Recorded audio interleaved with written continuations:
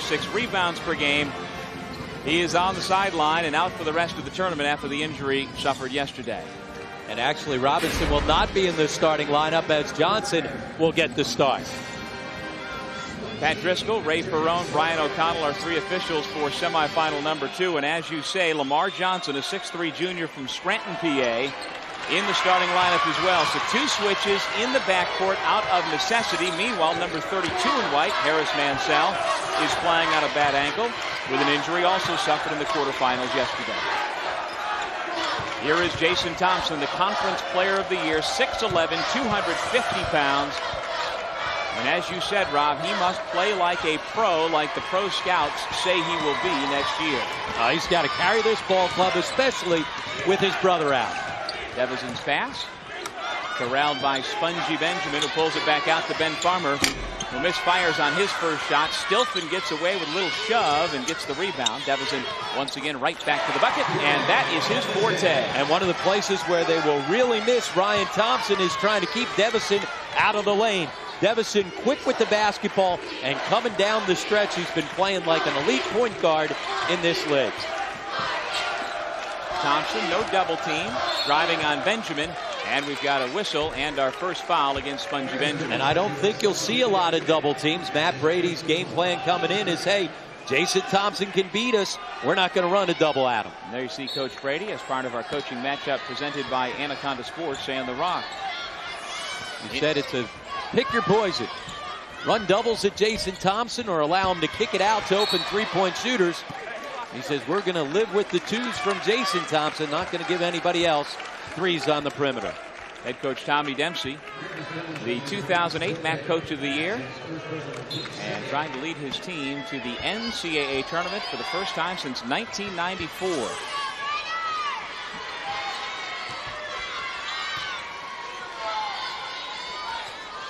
Mike Ringgold, a member of the MAAC All-Rookie team, hands it off to Jason Thompson. 17-foot shot, no. Benjamin the rebound. Devison, Farmer, Louis McCroskey, Benjamin, Farmer, and Stilfen.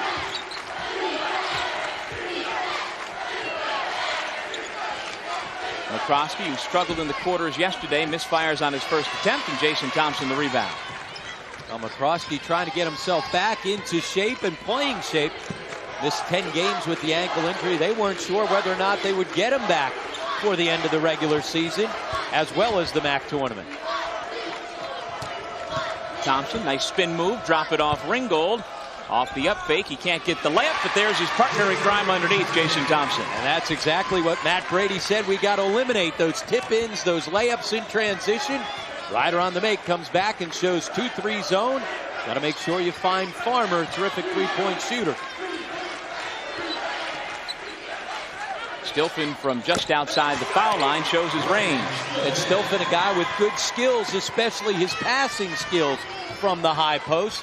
They go zone, look for him to try and put the ball in Stilfen's hands to make plays. Well, we saw Josh Dool for Siena, who plays a somewhat similar role in terms of his versatility from that high post area for the Saints. Devison tracks down the long rebound and will dribble up. And Lamar Johnson on that missed 3. He's their wild card, a guy that can get going. Devison looking to penetrate at will, especially when he's got Griffin trying to defend him. Now Griffin's got to stay in front of him. Certainly doesn't have the size or strength to be able to body up, but he's got to stay in front. Harris Mansell blocked from behind by Farmer, who can't save it. And so Ryder will have it on the baseline. And there's Ryan Thompson, as we said, unavailable tonight. And you can see what that means. Look at those numbers all the way across the board. And Doug, you and I think he's one of the best players in the league. You and I would have voted him to the first team all conference. He ended up being on second team. I guarantee you he was the leading vote getter on that second team. And he's the biggest reason why Ryder went from a preseason number 4 pick to the regular season co-champion, because of his improvement that was not foreseen by other coaches around the league. And I agree wholeheartedly with that. He was so important to their success. Farmer can't get the roll. Big brother Jason Thompson with another defensive rebound. Now he does a great job of clearing and kicking. He can also clear it on the rebound and bring it himself off the down. Benjamin does a nice job to stand his ground. Ringgold, who shoots for a very high percentage, now 0 for 2. And he struggled from the floor last night against Niagara.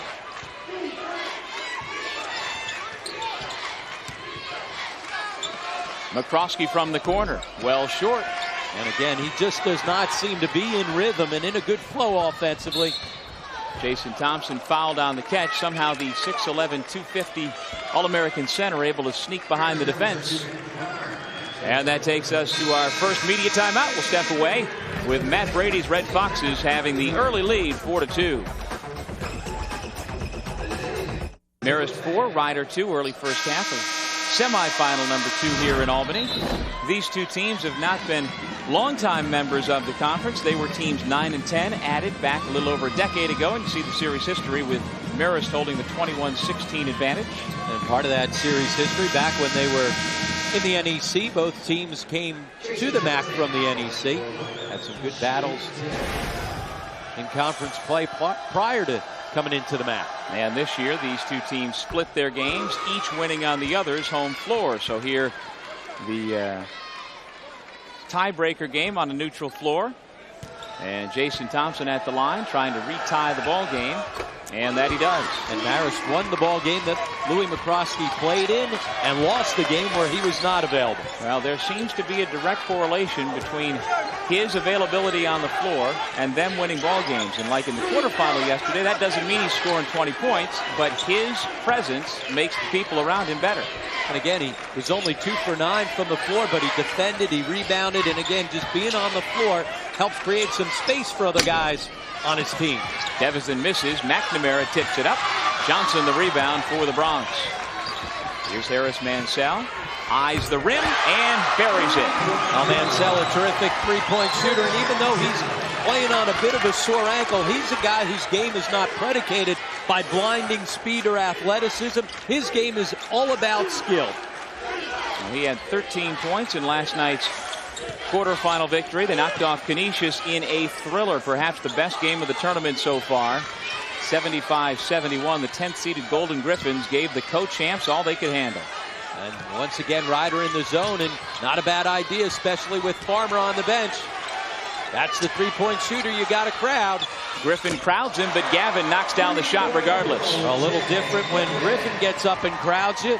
Listed at 5'11", generous in the media guide, able to shoot over top of him. Gavin, the co-rookie of the year in the conference. There's the passing ability of Jason Thompson to Joel Green, who's a little strong off the glass. And he is the best passing big man in the country. That's one of the skills that NBA scouts really love from him. Gavin is feeling it coming off the bench as he has done all year. Back-to-back threes, and the Red Foxes have a 10-7 lead. Well, he hit the dagger three late in the game last night against Niagara to get them the lead late. He's a guy with great confidence. Lamar Johnson, no. Rebound, Shea McNamara. Well, again, it'll be interesting to see how Ryder is able to play without Ryan Thompson, who does so many things for this team. McCroskey with a step on Mansell along the baseline. There's the presence of Jason Thompson. He would have usually tried to finish instead, worrying about the big guy. Griffin shoots the three and misses, and then the foul called against Mansell. And Griffin's got to be patient. He's got the big guy running with him. If you can't find him in transition, you still got to dump it in. Here's this shot from Gavin as he raises up. You see the shot clock down to 3 seconds. Able to shoot over top of Griffin. Now that's a place where if you have Ryan Thompson defending at 6'6", Jay Gavin's got a lot tougher time getting those shots off. And that's what we were talking about. You see Ryder struggling to shoot the basketball. Marist with 2 threes. That's how they've got the lead. Little U's freshman Corey Bauer has checked into the game for the Red Foxes, as has DeJuan Goodwin, a reserve guard.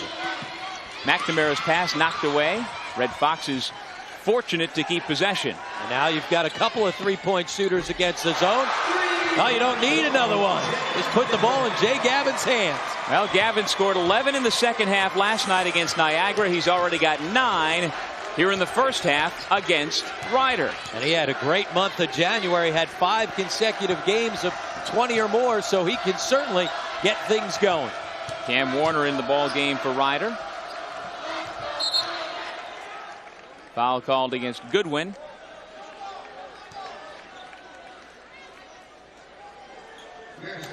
And the redshirt freshman from Baltimore with his first since coming off the bench, and it's the fourth against Marist here in the first half.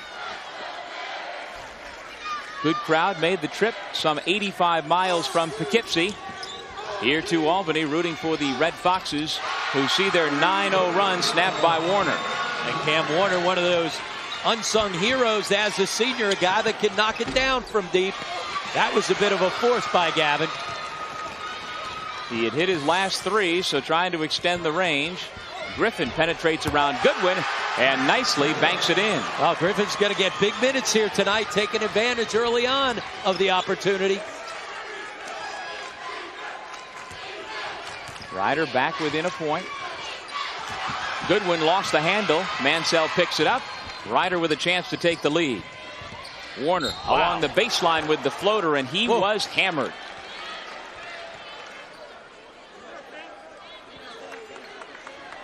Cam Warner, the senior, bounces up. Tommy Dempsey, he can't even look after all he saw last night with the injuries.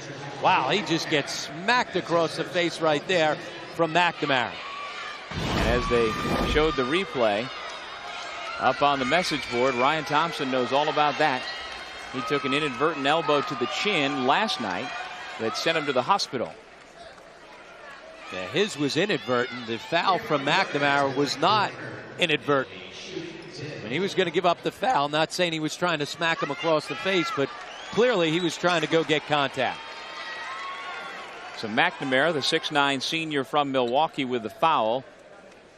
And Cam Warner, a senior from Pleasantville, New Jersey, at the line, trying to give the Bronx the lead. And early in the season, he was a complete afterthought, and then at about the midpoint, started to get some more time, and then Tommy Dempsey took minutes away from Lamar Johnson and gave them to Cam Warner. He liked the type of energy he was getting from Cam, and also his shooting ability, 47% from beyond the three this year. And you see younger brother Patrick Mansell replacing big brother Harris Mansell, and it was Patrick who came off the bench late in last night's quarterfinal and hit the game-winning shot, his only bucket of the game, and he helped lead the Bronx into this semifinal round. And he was able to knock down the three. Why? Because of the great pass out by Jason Thompson out of the double team, showing good faith and trust in his freshman.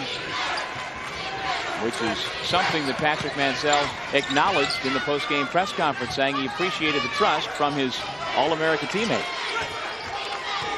Gavin driving on Warner, runs into the 6'11" Thompson, nicely kicks it back out, and the open three from the corner, good by Ryan Schneider, the University of Vermont transfer. And the extra pass, dribble drive, get into the lane, play a little inside out, and then make the extra pass for the open look.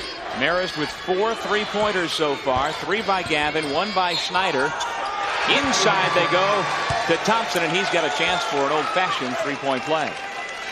And on that, a guy that doesn't see much time at all, Bauer. He hasn't played in any of the last 9 games, getting some minutes here in the first half.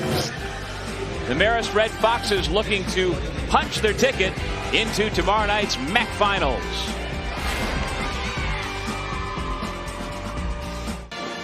Tommy Dempsey's Ryder Bronx trailing by a point here early in the second semifinal of the MAAC tournament. And Jay Gavin, the co-rookie of the year in the conference, directly responsible for most of Marist's offense so far. And all from beyond the three-point line, off the bounce, off the dribble handoff. And you want to see range? How about right here? He's so deep you don't even see the three-point line. Able to stretch out the defense. He's got all 9 of his points from behind the three-point line.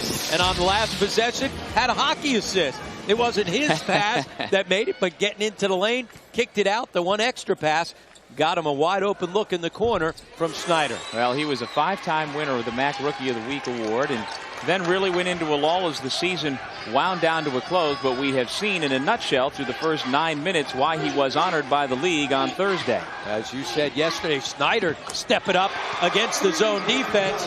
He's one of those guys, his eyes are going to light up when he sees zone. Farmer and Schneider and Gavin give you 3 terrific three-point shooters out on the perimeter with good size as well, Doug, to shoot over top of closeouts. So Schneider's got the 2 3-pointers, and there's Bauer making it tough on Thompson. And again, Bauer, a guy who has not gotten into a game over the last 9 games. Thompson clears the rebound off the miss.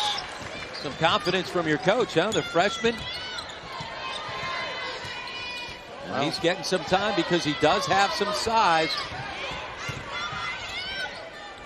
Matt Griffin, Patrick Mansell, a couple of freshman guards getting big minutes here in the semifinals. Joel Green blocked by Bauer. Again, Bauer, back-to-back blocks. They'll try again. This time, Joel Green gets the reverse to fall. But how about Joel Green staying with it long enough? He got some good minutes last night and gave him some energy off the bench. There's a good extra pass again by Gavin. Gavin left alone from 21. Got to take a couple of steps back maybe. And I tell you what, they're doing a really good job attacking this zone defense. Ryder's got to think about getting out of it. Unless, of course, Bauer's going to take shots like that. Now, as Bauer trotted back up court, he took a look over to his head coach, Matt Brady, wondering if he had gone too far. But at the point, he stays in and continues to make it tough on Jason Thompson. Schneider came down to knock it out of Thompson's hands. And if he does that, he'll stay in the game. Blocking foul on Griffin on the penetration by Devison. A good defense by Bauer, but Joel Green able to stay with it long enough. Misses the first one as Bauer comes over for one block, two blocks, and then Griffin tracks it down. And now finally Joel Green goes to the other side, say, hey, let me use the rim to try and protect me against the shot blocker. Well, I didn't even realize was probably not even in the scouting report. I'm sure he wasn't. Joel Green had not been introduced to Corey Bauer before that sequence, and finally he's like, well, I better go to the reverse. On that, Brady playing a hunch, and the hunch paid off with a couple of minutes, especially on the defensive end from Bauer. So now it's Devison, McCroskey, Gavin, Benjamin, and Schneider on the floor for Marist. McCroskey, little runner. Came up short. Thompson, quick outlet. Here comes Lamar Johnson. Tried the backdoor pass. Nice job by Ringgold just to get the ball. Now they go back into the freshman forward. And this time Ringgold gets the roll. A good patience, didn't force it, tracked down the bit of a force on the pass from Johnson, and that's why Ringgold shoots it at such a high percentage, 62% on the season. He's a freshman out of Philadelphia. 7 points, 5 rebounds per game. Gavin spotting up again. Can't get that fourth one, but on the weak side, there's Schneider for two. Ryder, two problems with their zone. They're allowing the ball into the gut of the zone defense. Marist been able to play a lot of inside out, even though they missed the last couple of shot attempts, also not blocking out of the zone. And you've got to figure with a point guard like David Devison against that defense, he's going to be able to get into the paint at will. Now, driving lanes, even against man-to-man, he's usually able to beat his man, but especially against zone, getting into those gaps. Well, don't miss the excitement of the 2008 MAAC championship game. It's tomorrow night here at the Times Union Center in Albany. 7 o'clock tip. To buy tickets, call 1-800-30-EVENT or go to MAACsports.com for more information. And now they're out of the zone defense and back to straight man. Schneider makes it 3 in a row. So he and Gavin combined have 6 3-pointers already. He's feast or famine. He went through a stretch in the last 10 games of the regular season where he was double figures one game and in low single digits the next. He's got 11 already. Harris Mansell sneaks in for the putback. So apparently today's feast and not famine for Schneider. Well, he has already had a mouthful if he's going to have a feast. 11 points. He averages under 5 per game. Here is Schneider. Now Ringgold with the defensive assignment, stepping out on him. Still, Schneider fires away, but Ringgold making it a little tougher. Schneider gets on a roll, so what does Ryder do to counter? They put their best defender on him, and that's Ringgold. Ringgold kicks to the corner. Thompson for 3. McCroskey saves to Devison. Great hustle and the athleticism of McCroskey. Marist up 2. Devison with the basketball. And he's been able to go any place he wants off the bounce. And the transfer from Texas A&M fires away again and misses. Long rebound into the Ryder bench. And it'll be Bronx basketball when we come back. Ryan Schneider off the bench with a big spark. There's 3 of his 11 so far. And the junior from Yorktown Heights, New York, helps the Red Foxes to a 2-point lead.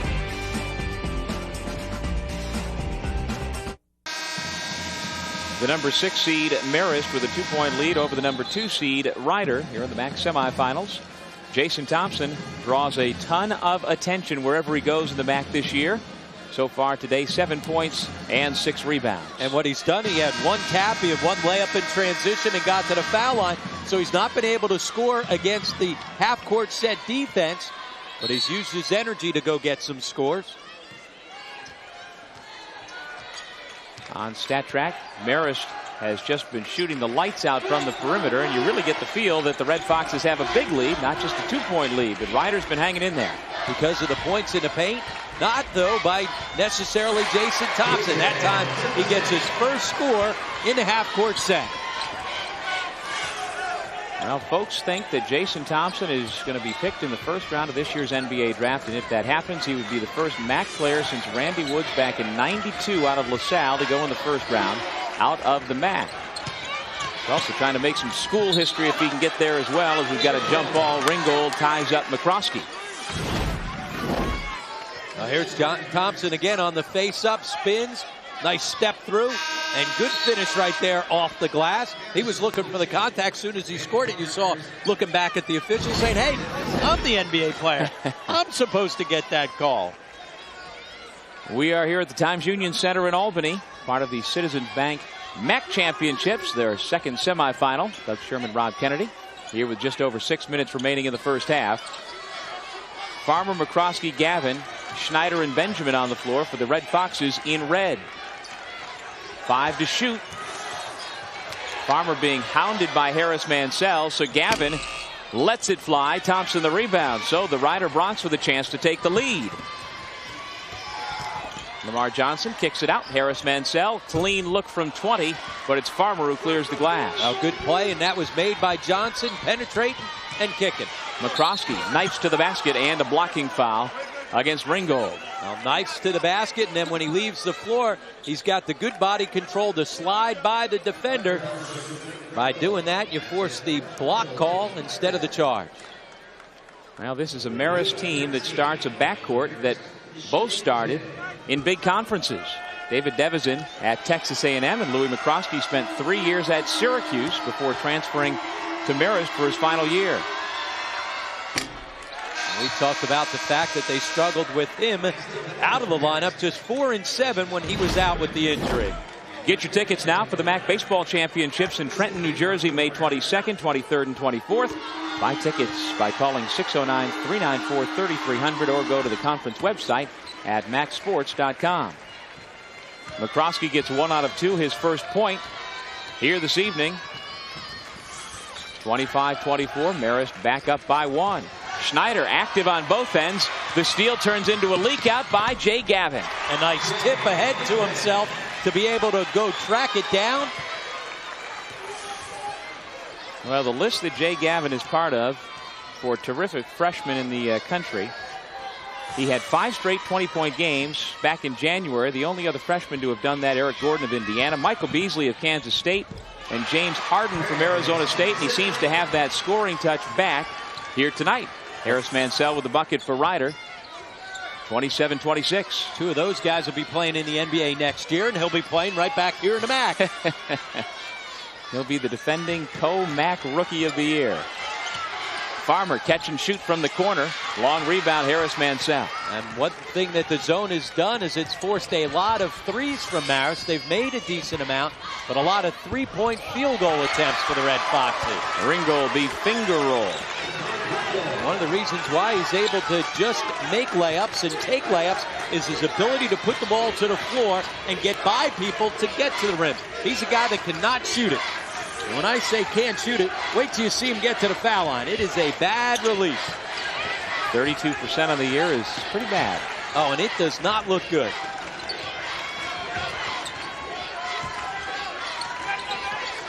With 10 on the shot clock, McCroskey hits over top of Jason Thompson for 3. And again, it's the 3 ball that's keeping Marist in the ball game.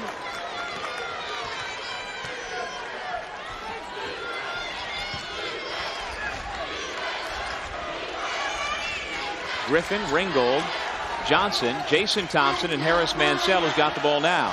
One thing, Doug, when you're shorthanded, you got to try and shorten the game, and Ryder's been able to do that. so far here in this first half.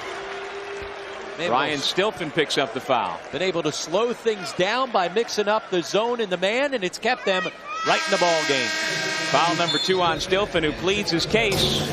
But we are heading to break with 3:31 left to go in the first half. Louis McCroskey and the Red Foxes on top by 2.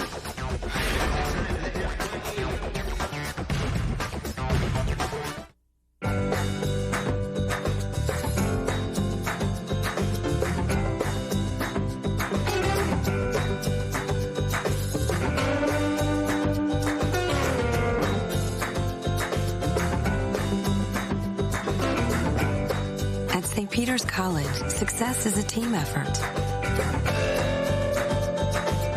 St. Peter's College, education one student at a time.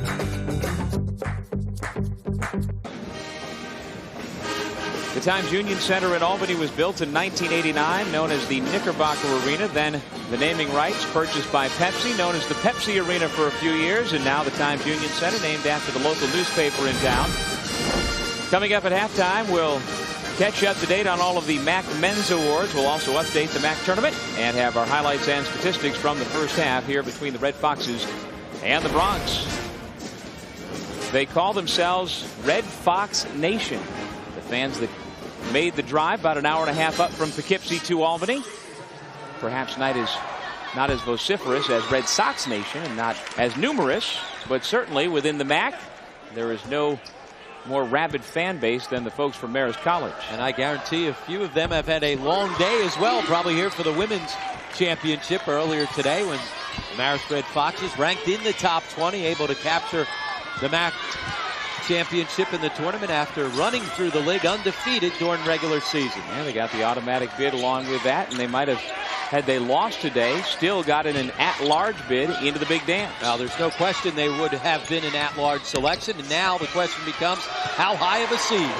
Now the question also, will the Marist men be dancing here tomorrow night like the Marist women were dancing here this afternoon? Louis McCroskey with the layup to put the Foxes back up 2. And after struggling first couple of possessions, he's gotten a couple baskets to go. That's got to help his confidence.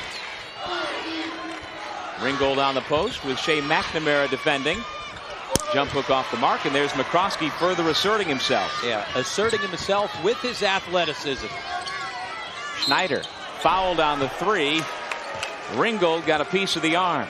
You want to be aggressive coming out and closing out on shooters, especially the way that Schneider's shot it here in this first half, but you can't make contact.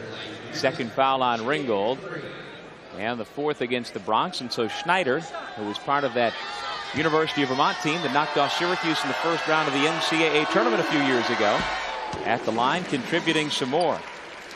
Well, you just never know in college basketball who on any given day is going to contribute. And Ryan Schneider was an afterthought yesterday in the quarterfinals, barely got off the bench. And already here he's got 13 points with a chance for one more.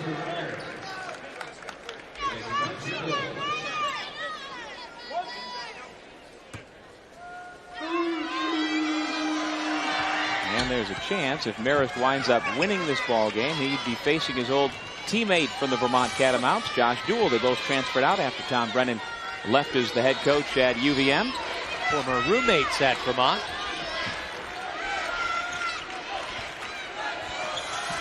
Josh Duell hit the game-winning bucket in our first semifinal with Siena rallying to win. And that's not the shot that Matt Griffin needs to be taken. He's just got to get them into offense. Farmer back out to McCroskey. Just over 2 minutes remaining here in the first. Farmer's guarded by Patrick Mansell, who had the game-winning shot in the quarters yesterday for Ryder.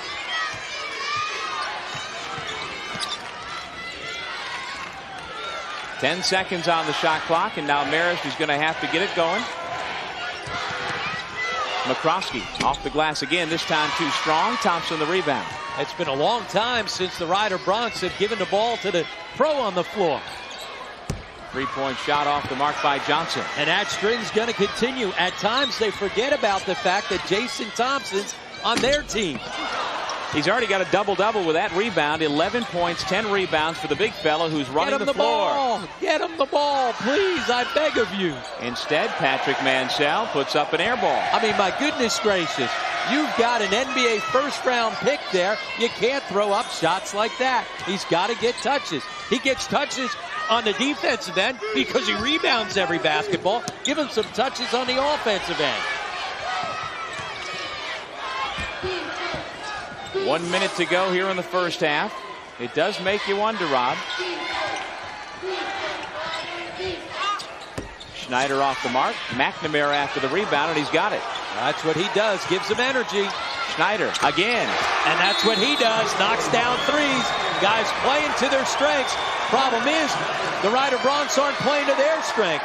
Their strength is the big guy, Jason Thompson. You can't go 5 trips up the floor without ever putting a basketball in his hand. Although keep in mind, 2/3 of Rider's starting backcourt not playing tonight because of injury, so you've got kids in there who maybe just aren't getting it. And that's more reason to put the basketball in his hands. I mean, it's one thing if Ryan Thompson's taking shots. It's another thing if you got guys that don't play many minutes taking shots, guarded deep shots.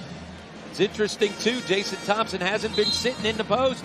They've had him out on the perimeter almost exclusively, allowing Joel Green to try and post up in the paint. If he's not in there, Ringel. Jason Thompson's been hanging out on the perimeter. Worry about the perimeter next year. At times, Tommy Dempsey's got to bring him and put him on the perimeter, understood, so that they don't see doubles. But right now, big stretch coming in. Put him inside in the paint and put the ball in his hand. Let's see what they do coming out of the break. Rider down 7 with the basketball.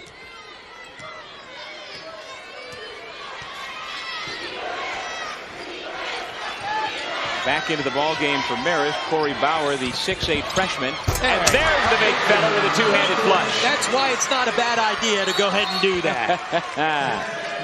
Timeout Marist.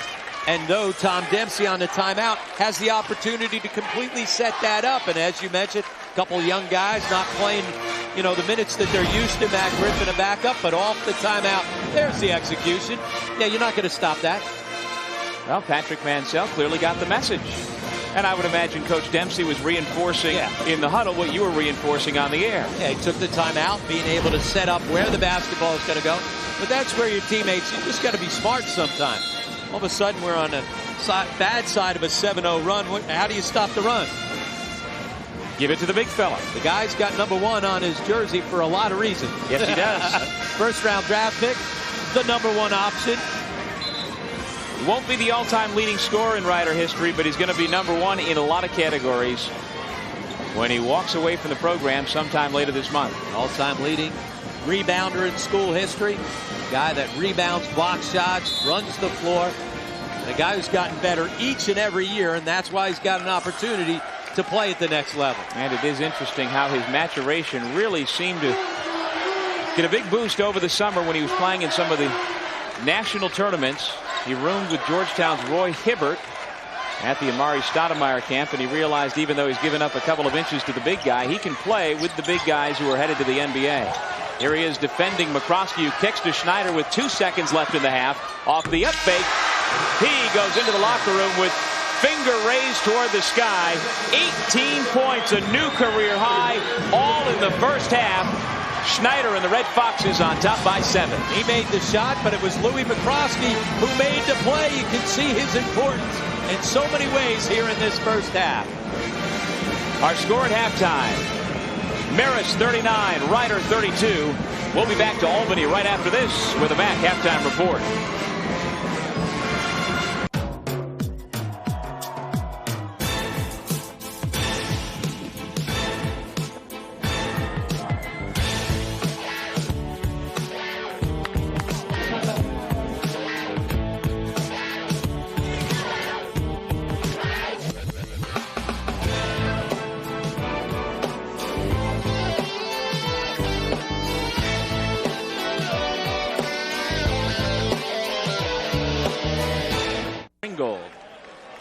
Well, Stilfen and Benjamin have been very quiet. You see in our Star Watch update, Stilfen with just the 1 bucket. Well, apparently we should have put Schneider in that spot. He had just 1 point last night. Who would have thought it? As we said, feast or famine. It was a feast in the first half for Ryan Schneider. Well, he has alternated games over the last month. Double figures, next to nothing. Double figures, next to nothing. And since he was scoreless last night in the quarterfinals, it just made sense that he'd be in double figures with 18 at halftime, right? Should have known to put him in the Star Watch. Oh, well. Griffin, Thompson, Harris, Mansell, Ringgold, and Johnson, the starting 5 for Ryder. Again, other than senior day, Ryder had the exact same starting lineup all year until the injury bug hit last night. That's the other guy that can get shots, obviously Harris, Mansell. But those two guys here for a while got to get touches just about every offensive possession as they try to get back into the ball game. This is David Devizin working down low as he loves to do. No, and there are the long arms of Jason Thompson making sure it's one and done. Harris Mansell off the bounce, little long, and the rebound comes out to Devizin, and out of nowhere Ringgold dives to knock it out of bounds.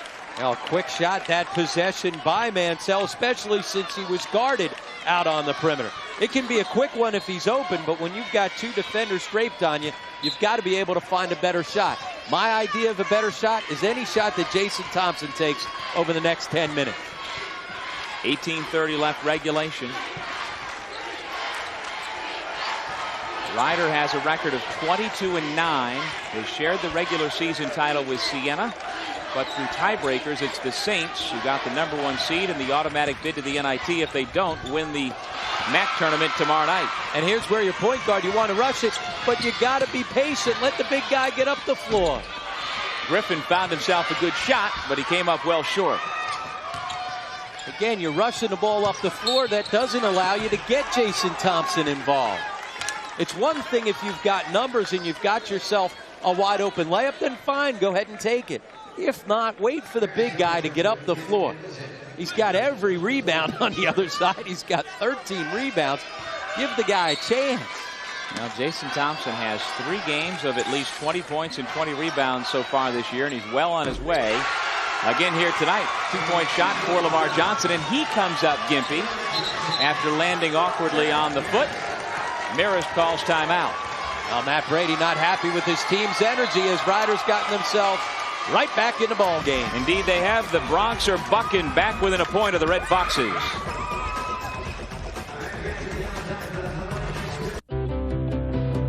On the shores of the Hudson River and on the forefront of technology is where you'll find Marist College. For more than 60 years, Marist professors, students, and alumni have been making an impact beyond the classroom, shaping the future and respecting the past. Through our partnerships, internships, and initiatives with some of the nation's leading companies, Marist College prepares students for a full and successful life filled with opportunity. And it all begins here at Marist College. We're back in Albany. Ryder making a game of it. They are back within a point, 17:51 remaining here in the second half. And get your tickets now for the MAAC Baseball Championships. It'll be played at Waterfront Park in Trenton, New Jersey, May 22nd through the 24th. To buy tickets, call 609-394-3300 or go to MAACsports.com. And Rob, I've got a trivia question for you. Who was the last Ryder baseball player to make it to the big leagues? He started the 1990 All-Star game for the National League. I'm out. Jack Armstrong. Oh, there you go. For the Cincinnati Reds. All right, good one. Farmer being hounded by Griffin, and Griffin turned him over. Ryder coming out with a ton of energy here in this second half. Give Tommy Dempsey and his team credit.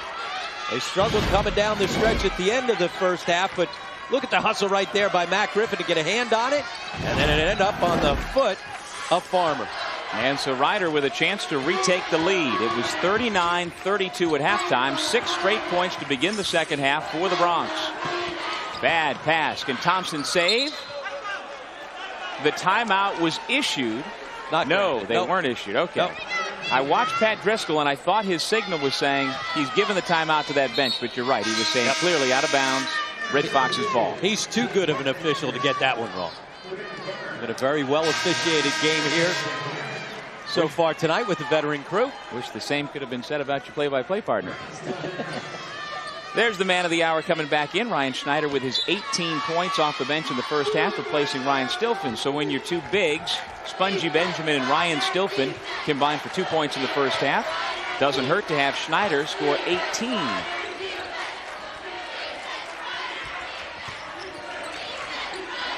Devison trying to take Griffin off the bounce.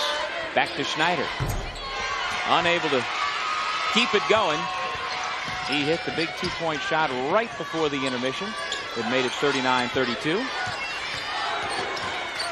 Griffin left alone. He fires away and hits. That's a three-pointer for the lead. And how about his confidence? I mean, he's stepping back, taking some shots, saying, hey, if I've got an opportunity, I'm going to go ahead and take it. 5 points for the 5'11 freshman out of Philadelphia. You've got to stop the run by getting something done in the half-court offense. Devison sneaks behind the high ball screen. And you got to expect that that's the way that you're going to defend it. Slide but below that high ball screen, because Devison not a terrific three-point shooter. Just 1 of 7 from 3 last night. Ringgold drives. Wild shot grabbed by Devison. Left alone again. This time Devison can't connect. There's Louis McCroskey. He's got a lot of white jerseys around him, and still he's able to score. Now, tough finish, but Devison's got to be careful. At times he was tempted with that three-point shot last night. You can't settle for it. Got to get your teammates involved. Especially when you've got the handle he's got and the ability to get to the basket like he does. Now there's a good solid post up, but they take it away on the offensive foul. First foul on Jason Thompson in the 4th against Ryder, and it takes us to break. Marist back on top, 44-41. Louis McCroskey taking care of business amongst the trees of the Ryder Bronx.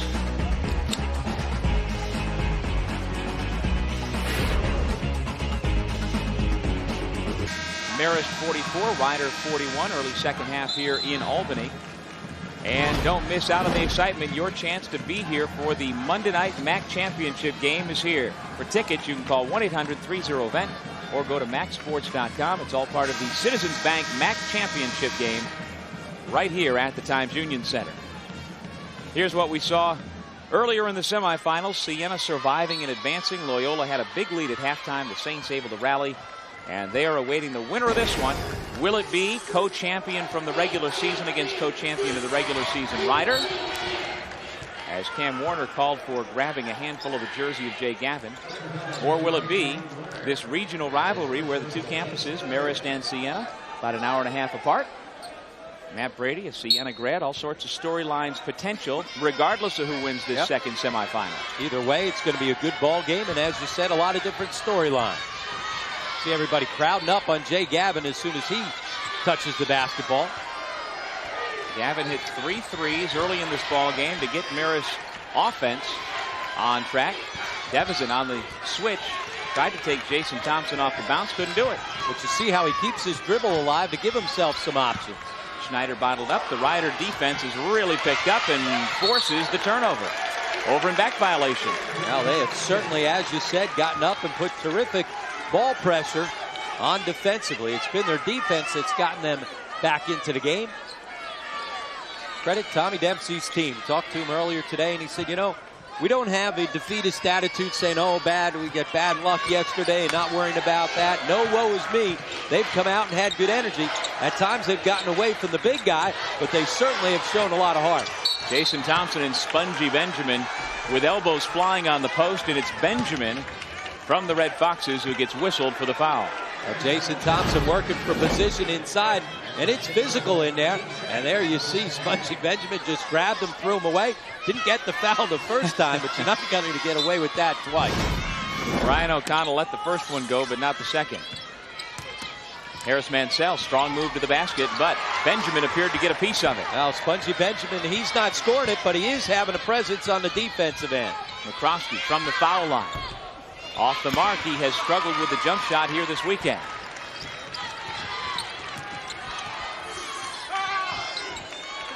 Jason Thompson. Now we've got a whistle and a foul off the ball before the shot by Thompson. Now Ringgold trying to set up shop inside, post up, force the foul on the defender inside. First foul on Ryan Schneider. Now you see McCroskey taking a seat on the Marist bench. Ben Farmer's come back in for the Red Foxes, as has Ryan Stilfen. into Jason Thompson. He's got a huge height advantage, and he takes advantage. And you see how quick he was. He was so quick the double team never got an opportunity to get there.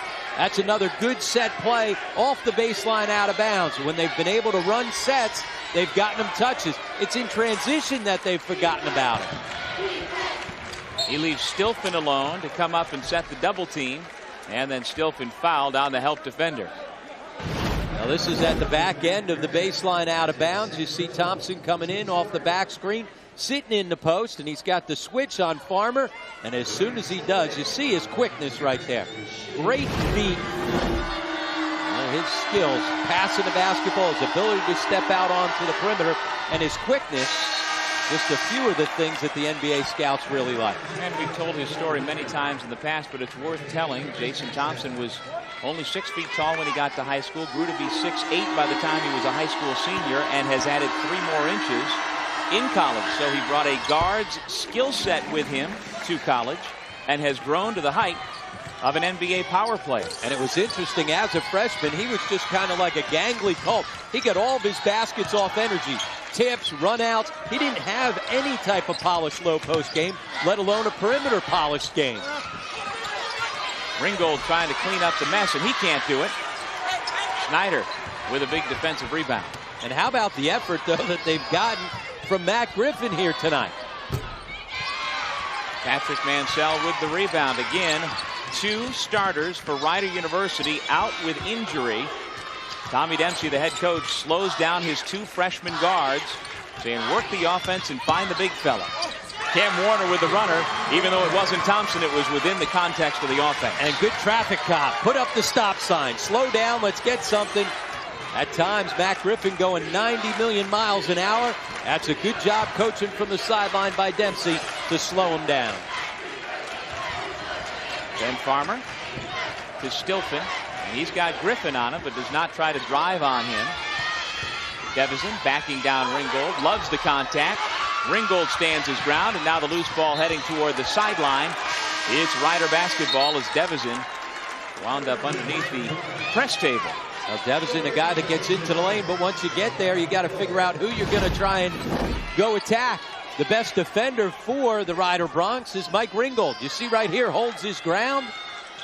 Terrific job defensively by Ringgold. The reason why he's their best defender too, Doug, he can guard anybody on the floor. You can take him out and go guard the point guard or the center, doesn't matter. On the curl, Cam Warner again, this time to the left hand. Now they really space it out, 4 out and 1 in, and that gives them some driving lanes. And look at this. The Rider Bronx, despite being undermanned, they certainly are not lacking for heart. Terrific effort to get back in this ball game. Jay Gavin finds the range for the first time in the second half and puts Marist back on top. Well, it was the threes in the first half that got them going, but again, a ton of three-point shot attempts. You can't just live outside the three-point line. 23 three-point shots in the first half. 27 now total, as Thompson, falling to the deck, gets the roll. And they're not running a double at him. If he keeps scoring it every time he touches it, you may want to think about rethinking the game plan. He has had NBA scouts like Joe Dumars, Kiki Vandeweghe, Vinny Del Negro, and dozens of others watching this exact thing. The 6'11" center running the break. And Marist becoming a donut team on offense. Everything on the perimeter, nothing in the paint. Shot clock just started going down. And now Brian O'Connell realizes that there was a malfunction. And an alternate official over there, Kevin Ferguson, at the table, right on top of it. Good piece of officiating. Here in the conference tournament, you have an alternate official in case you get an injury to one of the guys. And so they stop the clock at 11:42, and we'll take a break. Cam Warner, one of the bench players for the Bronx, trying to fill in for the 2 injured starters who are not around tonight.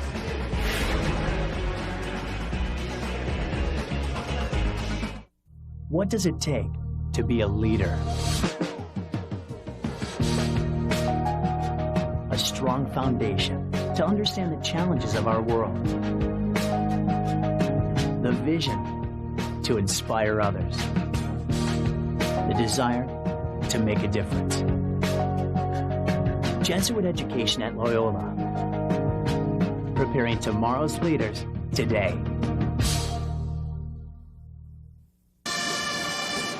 Second half of our second men's semifinal of the Citizens Bank 2008 MAAC Championships, presented by Pepsi. Doug Sherman, Rob Kennedy with you here in Albany. Ryder with a 1-point lead. And we had a clock malfunction before we took that timeout. And Ray Perrone and Brian O'Connell getting it figured out. The shot clock was not running. And so they are trying to figure out exactly where they should put the clock. And as we said on the tournament, there's an alternate official. As you saw right there, Kevin Ferguson, he realized it initially. Able to signal to one of the officials, and now they get things straightened out.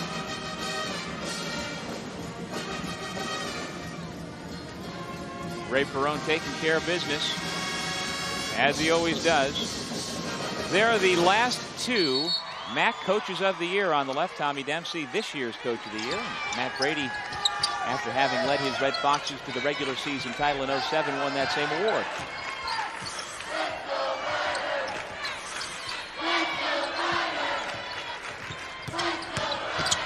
Griffin, nice drive, dropped it off for Joel Green. And again, how about the effort they've gotten from Matt Griffin, the freshman point guard, a sub that doesn't get a whole lot of minutes, but he has made the best of the opportunity here tonight. It was interesting, a couple weeks ago, talking to Tommy Dempsey, he said, I love Griffin's leadership. And he said, for a freshman and a guy that doesn't play much, boy, he is one of the leaders of this team. Always stepping up, talking in the locker room, in huddles. That leadership really coming in handy here today. Gavin has his shot blocked. And how about this for a small world? Matt Griffin's father, John Griffin, used to be the head coach at Siena, where Matt Brady played for John Griffin 20 years ago.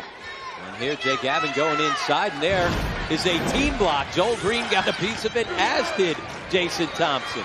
Ben Farmer with the shot clock at 2, can't connect. Green the rebound. And again, everything's on the perimeter. And one of the reasons why you saw in the block shot, Jason Thompson, his presence defensively in the paint. Now Thompson at the offensive end, further asserting himself at both ends. It's 53-48, Ryder by 5. And still no double that time, able to step through and face up. 21 points, 15 rebounds. They're starting to ride the pro. And so Ryder now has its largest lead. They were down by 7 at the intermission. Up 5 now, so a 12-point swing through the first 10 minutes here in the second half. All the while, the Red Foxes just keep firing away from the perimeter. They're playing against a 2-3 zone. You can't just keep settling for all those three-point shots. They got to get the ball into the high post. And especially when you've got Stilfen in the game. He's a guy that can handle it from the high post. Be a little bit of a point forward against the zone. Griffin uses the screen from Jason Thompson and gives it back to the big fella, who drives with the left hand but can't get it to fall. Now, good look there on the pick pop, and then able to put it to the floor. Gavin, nice hesitation move. Whistle on the drive. Somebody grabbed the net on the way by. And let's see how the officials figure this out. Matt Brady is saying it was in the cylinder. Somebody was up there. We should count the bucket. Joel Green is the one who grabbed the basket.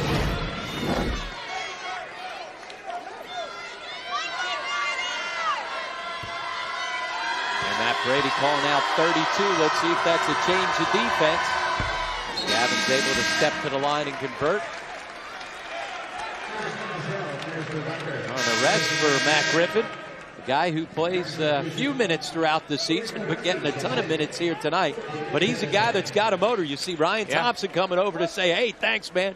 Boy. Terrific effort so far from Griffin. Indeed, you've got to give him a ton of credit. Yep. Starting point guard for Ryder, Justin Robinson, out with an ankle injury suffered last night. And one of the starting off guards, Ryan Thompson, out with an injury suffered also last night when he took an elbow to the chin and suffered a concussion. So Matt Griffin getting all sorts of playing time here that was not expected at the start of the weekend. Harris Mansell trying to go between his legs, and he dribbled it out of bounds. And that was one of the things that Tommy Dempsey talked about today. He said, you know, it's bad enough losing either one of the guys, Ryan Thompson or Justin Robinson, but to lose both. Robinson's their starting point guard. The guy that's basically played backup point guard all season long has been Ryan Thompson. Schneider, who had 18 in the first half, still no points here in the second half. Got to get something in the paint. Harris Mansell, even though it's not his forte, taking the ball strong to the basket and getting himself to the line. And I've got to say, from the injury point in the quarterfinals last night, Harris Mansell has really stepped up to have his game grow. Not to be a set shooter, but he seemed to realize he's got to do more than just shoot. Well, because guys are rushing out at him, forcing him to put the ball to the floor. He's a prolific scorer in high school, the all-time leading scorer at Cheltenham High School. And he wasn't going to play in the second half last night. Tommy Dempsey said it after the game. He twisted his ankle at the end of the first half, and he was sitting him down to start the second. And lo and behold, when Canisius made a run, those plans went out the window as he had to get him on the floor. He's going to try and get him a rest, but since then he's been able to play through the injury. And he's playing with a brace on that left ankle here tonight. He scored 13 last night, and Harris Mansell with 10 so far here this evening in the semifinals. Well, here's where now against the man-to-man, you got to get a score inside. Something in the post, whether it's on a post-up or a drive. Foul number 2 on Harris Mansell.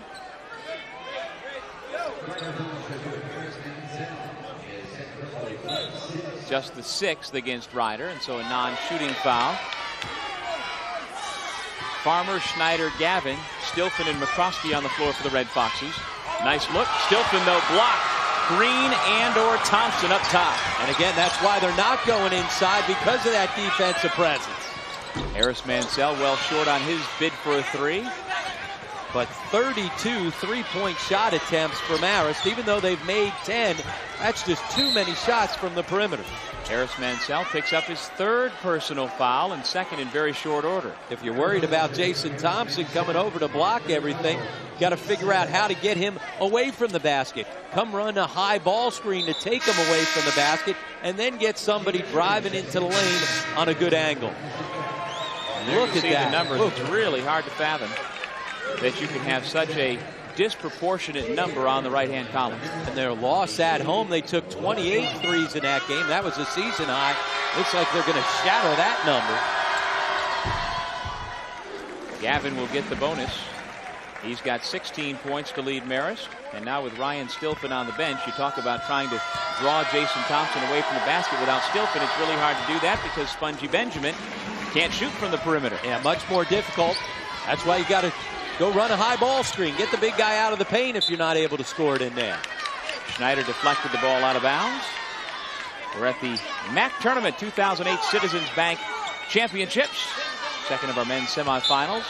Along with Rob Kennedy, Doug Sherman. Glad you could be with us for this long weekend of basketball that will culminate tomorrow night at 7 o'clock with the men's championship game. Jason Thompson with a huge height advantage up and over the top of Benjamin. And right now he is really starting to assert himself. His teammates are going to him. Timeout by Tommy Dempsey right there. Remember, a little short-handed today. Starting to take some timeouts, maybe coming down the stretch. Not necessarily to change things up, but to get guys a rest. Well, Jason Thompson really starting to take control here in the second half. His team now up by 4. Well, Matt Brady said we're going to pick our poison. He said if Jason Thompson goes off, well then let him go ahead and beat us. He said I don't want to give up threes. Right now, Jason Thompson is trying to beat him by himself. Here in the second half, his teammates have been much more patient, punching the ball into him, and every time it seems like he's delivering, having another monster game, including that finish over top.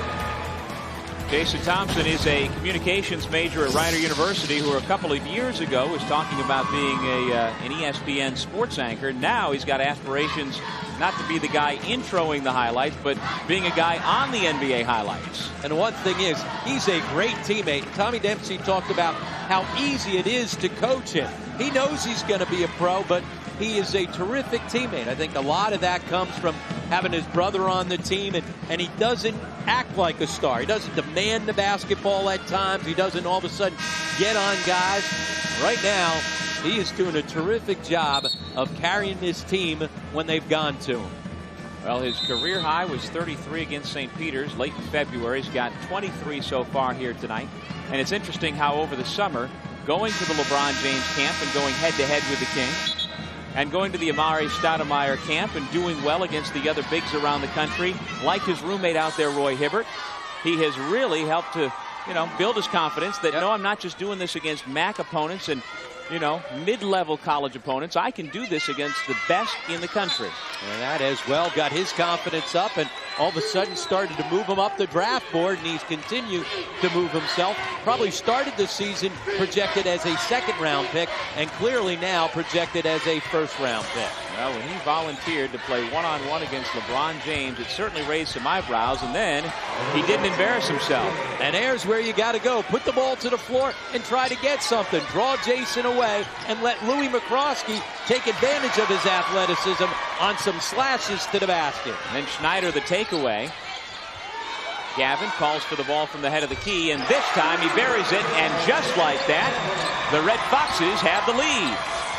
And they got that one in transition, as Gavin, once again, a guy that is not lacking for confidence, and now Marist comes back and shows you some zone. How about the answer from number 10 in white, Matt Griffin? Well, he took a couple rush shots early on, but boy, is he playing with confidence. Hasn't been rushing them here lately. Talk about an unsung hero. McCroskey, Farmer, Benjamin, Schneider, and Gavin on the floor for Marist College. Farmer fouled by Griffin, who doesn't like the call, but he picks up his fourth personal. So again, we need to keep track of that with the two injured guards.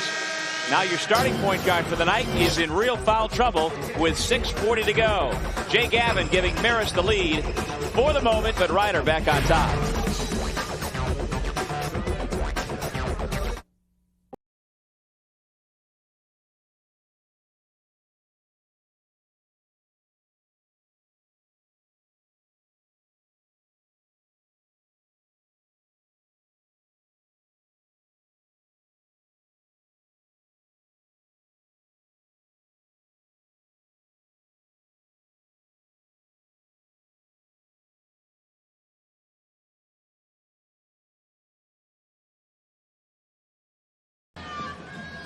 .6:40 remaining in the second half. One of these teams will be in the MAAC championship game tomorrow night here in Albany. Let's take a look at our Pepsi Slam of the game. And at the moment, I said to myself, there's not a chance of that being trumped. Jason Thompson delivering the big thunder two-handed finish of the first half. It's our Pepsi Slam of the game. We've got ourselves a ball game here. Ryder 59, Marist 57. The Red Foxes with a chance at the free throw line to retie the ball game. Ben Farmer with the first, and that is his first point here tonight. He had 13 last night in the quarters. Finished the regular season with 20 against Loyola, but he has been quiet. One of the senior tri-captains gets them both tied up again, 59 apiece. And coming out of the timeout, expect the basketball to get into Ryan Thompson's hands. Warner gets the shot to go. He has been hot here in the second half, into double figures for the senior out of Pleasantville, New Jersey. And surprised with that one because they have punched it into him most times coming out of the timeout. Sitting back into the 2-3 zone. That's where you got to get the ball on the high post. A lot different, though, with Benjamin catching it in the high post and not Stilfen. Gavin kicks to Schneider. Another open look, but he has gone stone cold in the second half after scoring 18 points in the first. 6 minutes left. Thompson has it knocked away from behind by Benjamin. Well, Spongy Benjamin with a big takeaway there. Gavin pulling the trigger. Bad shot. Air ball saved by the Bronx, and here comes Ryder on the run to Jason Thompson for the one-handed dunk. Can we redo the Pepsi Slam of the game?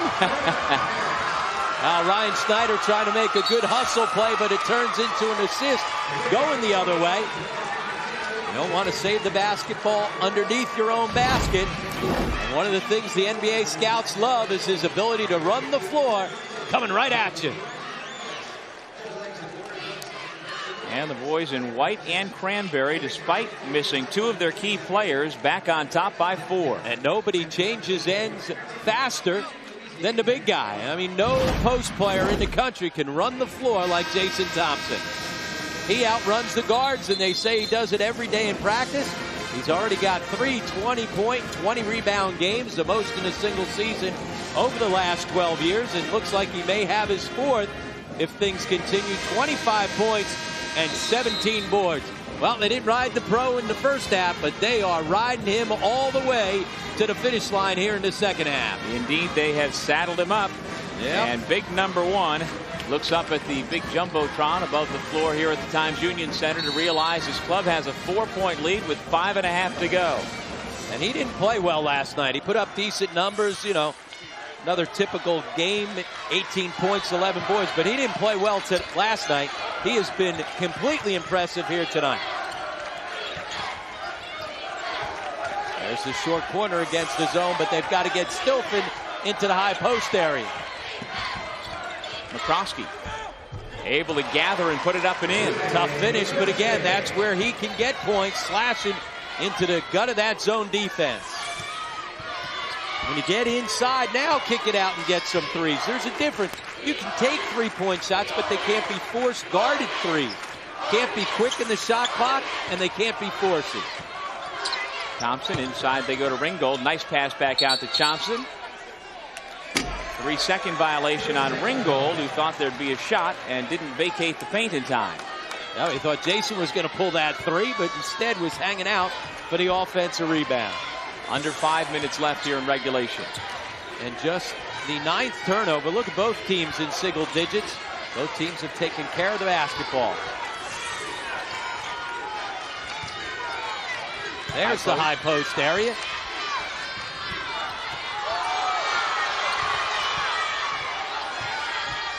Now they've got nothing going. McCroskey up and around the big fella.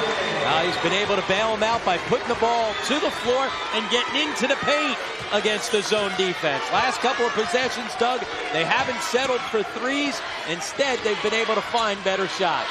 Jason Thompson steps into the jump shot and can't get it to fall. And he settled for that jump shot. Matt Brady says it should have been a traveling violation, but the official gives the timeout to Ringgold. Just because you go zone doesn't mean you can't put the ball to the floor. Devison gets in there, and then as the zone tries to get out to shooters, it opens up and it allows Louis McCroskey to get himself into the lane. A couple good finishes for Louis McCroskey. Certainly spending 3 years playing for Syracuse in the Big East, he has gone against guys of the size and ilk of Jason Thompson. And gone against the 2-3 zone a lot, too, especially since he was on the second team all the time. So he's used to trying to get into gaps against the zone. We said it before, Louis McCroskey so important to the team. You can talk about all the stats you want. 13-4, Matt Brady's team with him on the floor. 5-9 without him. Pretty clear. Yep. He missed the first 3 games of the year when he was transferring in, some of the eligibility issues getting cleared up, and then he had the ankle injury midseason, and they didn't know if they'd have him back in time for the MAAC tournament. But here he is, helping keep his Red Foxes' hope alive. No number 6 seed has ever won the MAAC tournament. Marist hoping to get to the finals against Siena tomorrow night. Jason Thompson, foul on Stilfen. And I love the execution coming out of timeout, putting the basketball where it needs to be.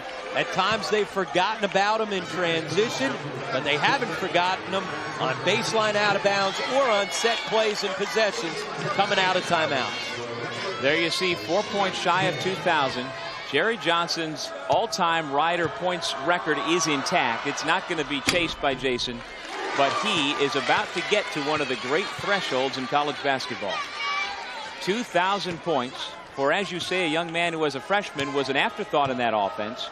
For him to get to this point is really remarkable. Yeah, he cleaned up any Jerry Johnson misses as a freshman, and now he's the guy that's doing a heck of a lot more than cleaning up, although he is cleaning up on the stat sheet. And how about 7 for 7 from the line after struggling all year and struggling last night? It became hack-a-shack late.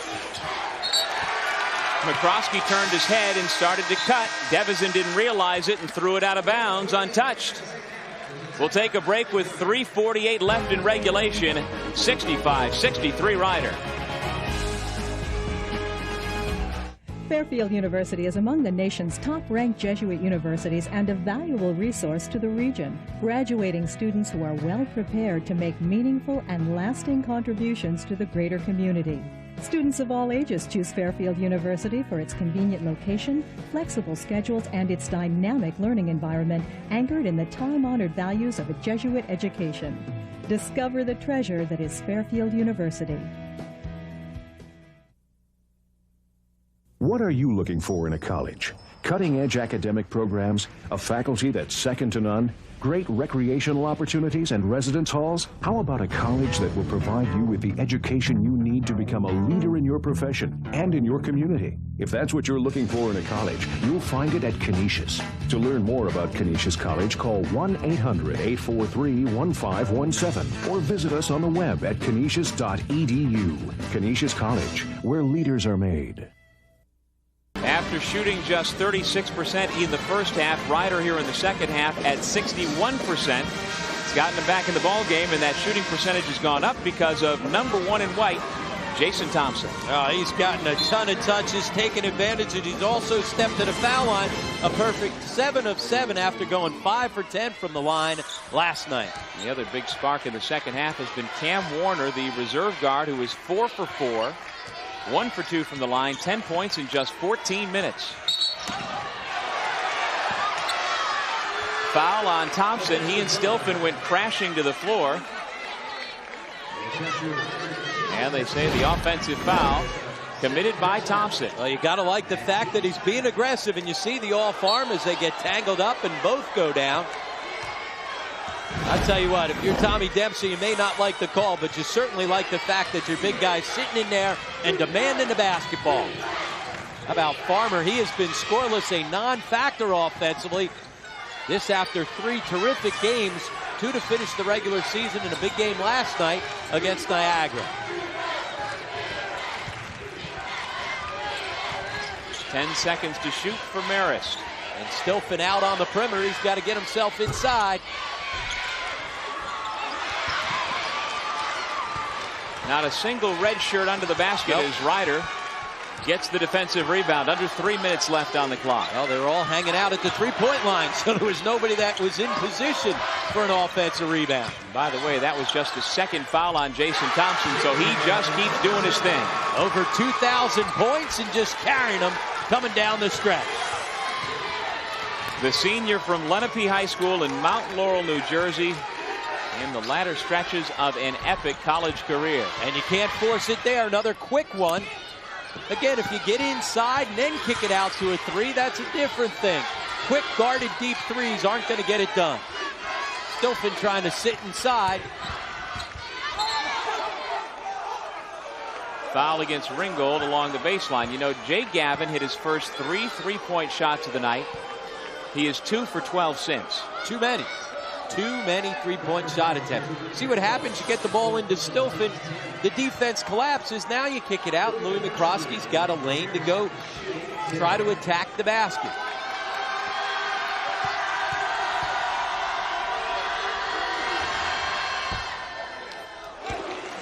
Well, we've talked about it a number of times, Doug. You hit some of those threes early, and at times it can be fool's gold. And you asked the question early on, are they taking too many threes? And certainly against the zone defense, Matt Brady's team has been too content to take those threes. And Gavin has far surpassed his single game three-point field goals attempted. He had shot 11 a couple of times. He's up to 15 here tonight with just over 2 minutes remaining. And Jason Thompson inching closer to another 20-20. Remember, 3 on the season. How about Matt Griffin, his previous career high for minutes in a game, 24. He's going on 30 here tonight and really producing. Count the bucket and 1. The foul against Stilfen. Well, he has looked more than a pro today. He's starting to look like an NBA All-Star. Do a good job of making him a moving target. Coming in from the high post off the screen, and then he just turns and shapes up. The call went against him a couple of minutes ago when he and Stilfen got tangled up fighting for position. This time, it went for him over the 2,000-point mark, and he has certainly been impressive to say the very least here tonight. Well, the first thing you said on our broadcast for this ball game tonight was they've got to ride the pro. They've got to get it to the pro. And they have done that, leading to that frustration. On the face of Matt Brady, the Marist head coach. Well, he said, pick your poison. They've taken away the threes, but they have not been able to take away Jason Thompson. This is Ryder's largest lead of the night. And Ryder coming out and trapping him, caught him off guard and forced Matt Brady to take a timeout. And you know he wants those timeouts coming down the stretch, but they pinned the basketball along the sideline. Farmer got caught, and he had to call the timeout. He's still worrying about that foul call on the other side. It was a good call. Jason Thompson's the guy that got hit. That was a good call. Now he's got to let that go past him, set things up here for this possession. Oh, by the way, Jason Thompson also 1 away from his career high with those 32 points so far here tonight. He has reached the 2,000 career threshold and has led his team to a 6-point lead late. Now, what are they saying inside that huddle there? Well, right now you got to make sure that you get out and start defending the threes. You notice Ryan Snyder came in on a substitution. Marist down by 6. You don't have to settle for the 3. You got to get a quick score and get yourself up into the full court pressure. We have had a terrific evening of MAAC semifinal basketball. Siena rallied from 17 down to win in the closing moments, and this one going down to the wire as well. And we've had a great weekend all the way around. 4 terrific games in the quarterfinals yesterday, and certainly 2 great ones here tonight in the semis. Here's David Devizin. Foul on the drive. Ringgold is called for the bump, and that is his 5th. Well, Devizin's been able to get into the lane throughout the end of the regular season. Beginning of tonight's game, he got into the lane, but since then, the Ryder Broncs have done a good job keeping him in front, except for that possession.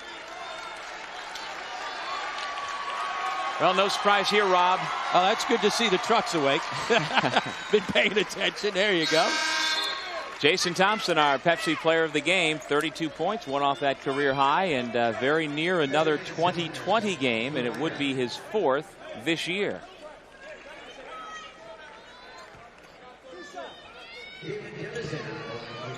Devizin at the line, a 57% foul shooter. And Doug, as he come out of the game, I don't think he has sat down at all tonight. Played some limited minutes last night because of foul trouble, but he has been out there pretty much the entire time.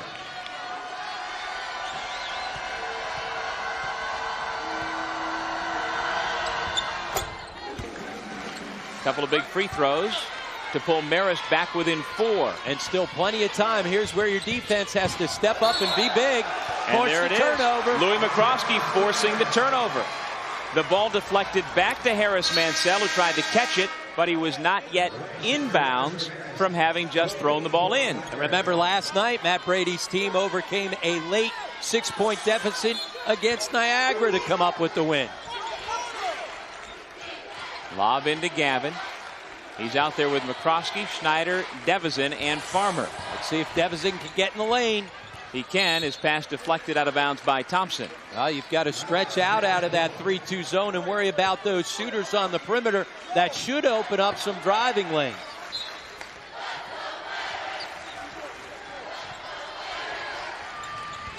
Devizin.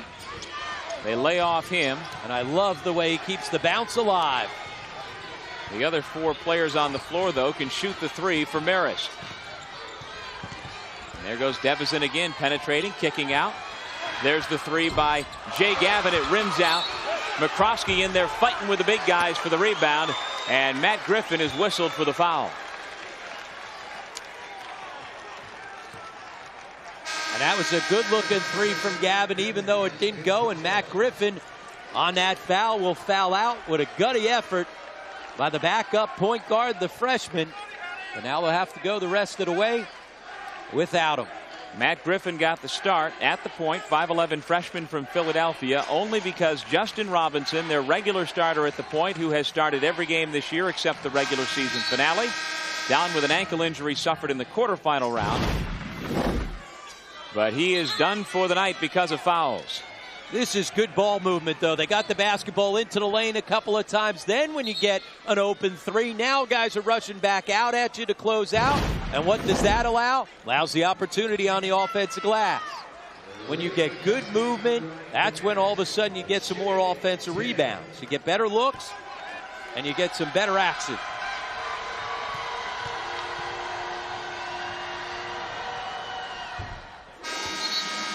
McCroskey having a big second half. He's now got 16 points. And Matt Brady starting to go offensive, defensive substitution. Snyder sitting down, and they get the better defender and Spongy Benjamin in, and they're going to need him to lean on Jason Thompson. McCroskey can't get the second. Harris Mansell the rebound with 1 minute remaining in this MAAC semifinal. Still a one-possession game, so you don't have to give up the foul. You just got to get a stop defensively. Ryder will obviously try to take some time off the clock and then try to finish the possession by putting it into Jason Thompson's hands. This is Jason Thompson. Patrick Mansell, the younger brother of Harris, a freshman reserve guard, is on the floor in place of Griffin. And on the foul, it's only a 1-and-1. Harris Mansell goes to the line. He'll be shooting 2 as he was in the act of shooting.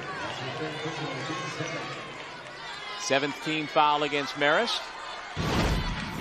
So that's a tough one with the shot clock winding down. The last thing you want to do is foul him. Make him make a play. Instead, you bail him out and put a good foul shooter to the foul line. Benjamin called for his 3rd foul, and a very good foul shooter at 78%. Perfect swish on the first. And the guy that Tommy Dempsey would want at the line at the end of the game. I mean, you say, okay, go pick who you want going up and down his bench. Harris Mansell is the guy he'd put there. And he gets them both to make it 72-67 Ryder. He's got supreme confidence in his ability to make big shots. Shot clock is off. Devison with the dribble. Snyder puts it up, and he can't get it to fall. McCroskey tracks down the long rebound. Marist still with life until that pass goes flying out of bounds. And certainly the turnover there, a big one. But Matt Brady's team still alive. Got to get up into the full court pressure. But they've got to come up with the steal here now. Timeout called by Ryder.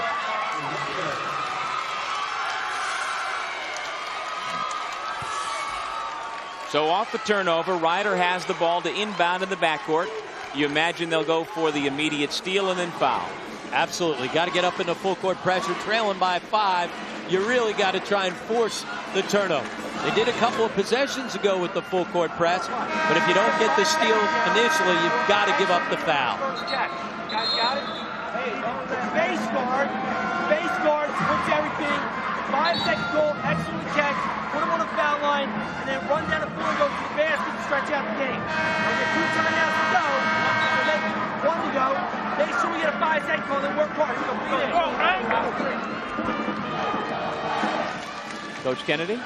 Now you see both teams setting it up. Matt Brady saying, let's try to deny it, see if we can't force a 5-second call. Snyder on the bench. He had 18 points there in the first half, 0 here in the second.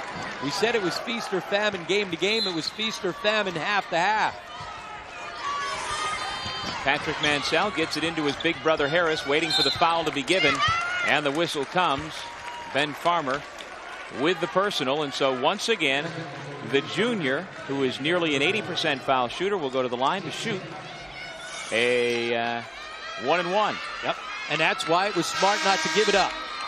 Some guys you want to catch and get rid of it. If it's Mansell, Harris Mansell, you want to catch and keep it for a little while. Force them to foul him. Ryder as a team, not a very good foul shooting team at just 64%. But Harris Mansell, the guy that's well above that number. Still just a 2-possession game if Matt Brady's team can knock down a 3. That's why that one's so important as it stretches it out now to a 3-possession game. 4 big free throws late for Harris Mansell. Farmer with the 3. It's good with 12.2 seconds to go to keep the Red Foxes alive. And his first 3 of the game, a guy that had been shooting it so well, coming in. That one keeps him alive, but barely. Now you've got to come up with a steal on the inbound here. Marist with no more timeouts remaining. But remember, on a made shot, the clock still stops, so certainly you need a lot of things to go right and go your way, but you still are alive. Well, we certainly have seen stranger things than to have a 4-point game. change in the final 12 seconds, and pretty good from the line, including their big fella, Jason Thompson, perfect for a guy who's just over 50% on the year. Yeah, and he's got half of those 14 foul shots. Last night they kicked it around from the line. One of the reasons why Canisius, the number 10 seed, was able to hang around. 15 of 26 last night. Certainly changed that around tonight. That's one of the reasons why they've got hope alive, hoping to go dancing. Well, the folks who've made the trip here to Albany from Lawrenceville, New Jersey, just outside of Trenton, hoping they're around one more night. The championship game tomorrow night, 7 o'clock on ESPN2. Siena is awaiting the winner of this one, Tommy Dempsey, and we'll take a listen if we can.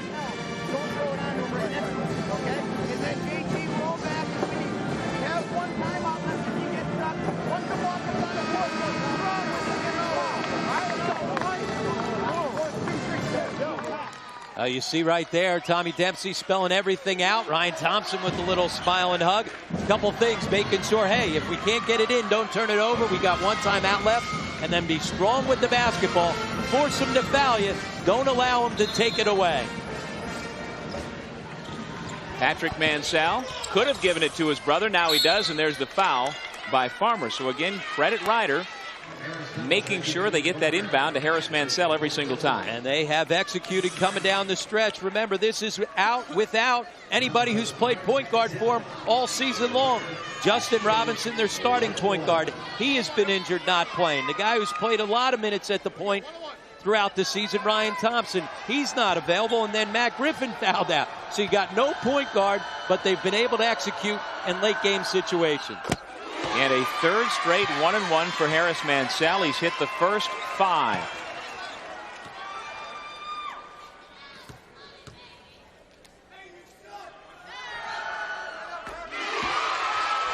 .16 now for the 6'3" junior from Cheltenham, Pennsylvania. And Marist needs a 3. Twos won't do it.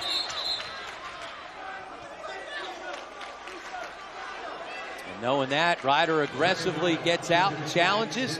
Picks up the foul, so they go to the foul line here for 2 shots.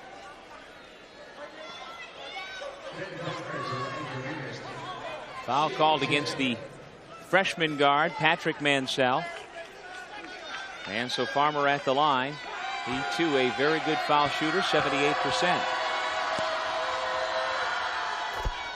And if you're Marist, you got to make these 2, cut it down to 4, and then get up and try and come up with the steal. Tommy Dempsey's team still with the 1 timeout. All they've got to do is get the ball inbounds. Tried to miss it intentionally. Marist has it, but time is wasting away before they can get possession. And that's the ball game. The Ryder Broncs, despite having a depleted roster, wind up making it to tomorrow night's MAAC Finals. 76-71, the Ryder Broncs with the victory. So the co-champs, the Ryder Broncs and the Siena Saints, will meet in tomorrow night's title game at 7 o'clock for the MAAC championship here at the Times Union Center in Albany.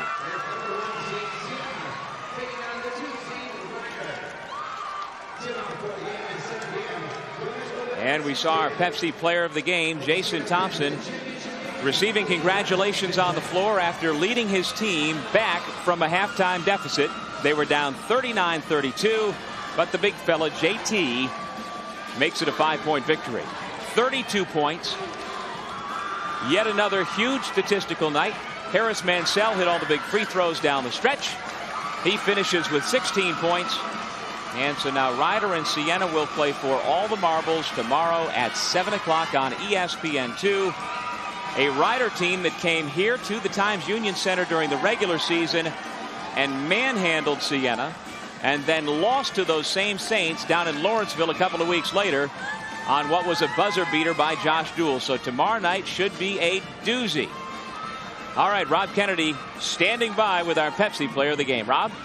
Thanks, Doug, and that was an easy one. You took the game over late At halftime, you guys went in, you were a little bit down. Did you say some things to your teammates at that point in time? Yeah, definitely. I had to say something to my team in the locker room. We played a pretty good first half, but we allowed Marist to get open threes, and I told them that we're too good of a team to get knocked out in the semifinals, and we're a special team. And I just told them to play a little bit harder on defense and get some stops, and I'll lead them on offense. And without Ryan and Justin, I would assume as well you knew that you had to have a little extra on the offensive end, especially there in the second half. Yeah, definitely. Coach is doing a lot of plays for me, and a lot of our guys on the bench, like Matty Griffin and Lamar Johnson, made some big plays for guys like Ryan and Justin to be out, and I give a lot of credit to my teammates. And talk about your team's heart without Justin and without Ryan. How about the effort that you got from Matty Griffin? Unbelievable. He set us up on offense with the plays and was leading us as a quarterback on the team. And as a freshman, that's hard to do. And he stepped up, and now we're going to the championship. All right, congratulations. And I know it must feel good as well with Ryan sitting on the sidelines for you to be able to carry your team, especially for your brother. Yeah, definitely. He had a hard elbow to the face in yesterday's game, and I just wanted to come out even with a little bit more energy just for my brother, since he's not going to be playing in the tournament.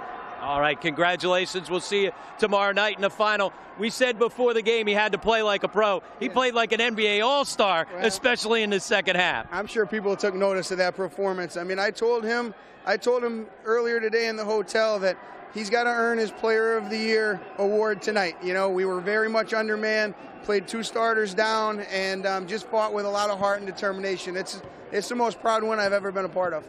And you said you were confident with your team despite the fact that you didn't know who you were going to have. Justin warmed up, and then he wasn't available. Will he be available tomorrow? I don't know. Maybe the extra day will help. We'll evaluate him and work on him all day tomorrow, but he just couldn't go tonight. But no matter what group we go with, we'll have a group that'll fight. And how about Ryan? Will he be available tomorrow? No, Ryan definitely will not be available tomorrow. All right, and one last question. Talk about that heart and different guys needing to step up. Knowing that you were undermanned, you talked about having to rally around it. You've said all season long that this is a great team. It's not just Jason Thompson. He was the guy that carried you, but there were a lot of other guys that contributed. Well, it starts with Jason Thompson, but it doesn't end with Jason Thompson. And I think that, one of the things we've talked about all year was the thing that was missing from our team last year was we were a little bit of a one-man show at times. And the development of our players throughout the offseason and then a couple of recruiting pieces added, we're a much more complete team, much more ready to get to this game this year that we're going to play in tomorrow night. Weren't quite ready to get there last year because we weren't ready around Jason.